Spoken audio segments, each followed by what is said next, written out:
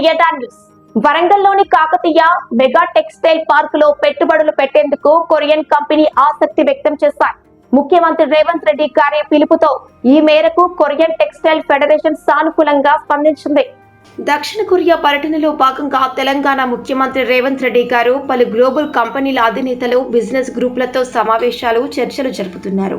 ఈ క్రమంలోనే Korea federation of textile industries ఆధ్వర్యంలో జరిగిన బిజినెస్ రౌండ్ టేబుల్ సమావేశంలో ఆయన ప్రసంగించారు.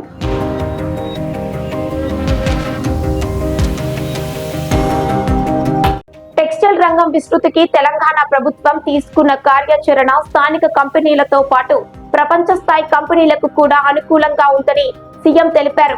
వరంగల్ మెగా టెక్స్టైల్ పార్క్ లో పెట్టుబడులకు సంబంధించిన అవకాశాలను ముఖ్యమంత్రి వివరించారు.